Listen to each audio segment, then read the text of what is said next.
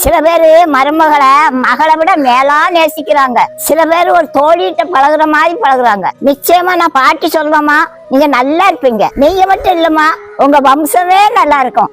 ஆனா எல்லாரும் அப்படி இல்லம்மா. சில பேரு மருமகளை என்ன விரோதியா நினைக்கிறாங்க. வீட்டுக்கு வாழ வந்த மருமகளை அள வச்சு ரசிக்கிறாங்க.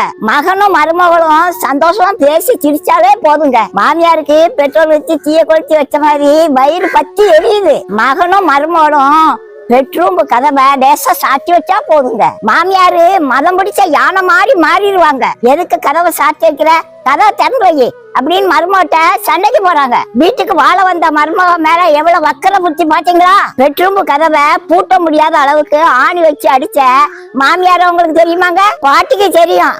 வாங்க, அட்ரஸும் போன் நம்பரும் தரேன். வீட்டுக்கு வாழ வந்த மருமக மேல எவ்வளவு வக்கர புத்தி பாத்தீங்களா? இப்படிப்பட்ட மாமியாரும் உலகத்துல இருக்காங்க. மகன் ஆபீஸ் முடிஞ்சு வீட்டுக்கு வந்தா போதுங்க, அம்மாங்கிற செக் போஸ்ட தாண்டிதான் பொண்டாட்டி பிள்ளையில பார்க்க முடியும். மருமக ஒரு வார்த்தை எழுத்து பேசினா போதுங்க, டேய் முதல்ல இவ்வளவு டைம் வேஸ்ட் பண்ணுடா, அம்மா உனக்கு ஒரு நல்ல பொண்ணா பார்த்து கெட்ட வைக்கணும்னு தாய் சொல்றா.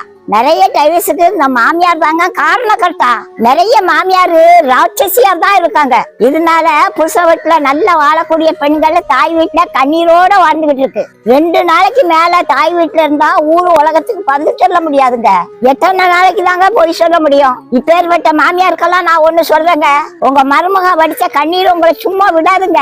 உடனே மனம் திரும்பினா உங்களுக்கு மன்னிப்பு உண்டு. ஏமா உங்களுக்கும் பொம்பளை பிள்ளை இருக்குல்ல, உங்க பிள்ளைகளை இப்படி கொடுமைப்படுத்தினா உங்களுக்கு எப்படி இருக்கும்? டைவர்ஸ்ங்க வார்த்தையே உங்க வாயில வரக்கூடாதுங்க. அது பெரிய பாவம். கடவுள் இணைச்சத மனச பிரிச்சா அது பெரிய சாபம். நகோமின்னு ஒரு மாமியார் இருந்தாங்க. அந்த மாமியாரு மருமகளை தான் மக மாதிரி நினைச்சா. அவன் நல்ல குணத்துக்கு நல்ல மருமக கிடைச்சாங்க. அந்த மருமக மாமியார்ட்ட என்ன சொன்னா தெரியுமா? அத்தை, நீங்க எந்த ஊர்ல இருக்கீங்களோ அந்த ஊர்ல தான் நான் இருப்பேன். நீங்க எந்த குடிசையில இருக்கீங்களோ அந்த குடிசையில தான் நானும் தங்குவேன். உங்க சொந்தம் தான் என்னுடைய சொந்தம், உங்க தெய்வம் தான் என்னோட தெய்வம். அத்தை, நீங்க சாவுத இடத்துல நானும் சாவேன். உங்க கல்லறைக்கு பக்கத்துலதான் என்னோட கல்லறை இருக்கும். அத்தை, சாவுதான் நம்மளை பிரிக்கணும், வேற எதுவும் பிரிக்க கூடாது. இப்பேற்பட்ட நல்ல மருமகா நகோமிக்கு கிடைச்சாங்க. நீங்க நகோமி மாதிரி மாறுங்க. ரூத்து மாதிரி நல்ல மருமகா உங்க வீட்டுக்கு வருவா.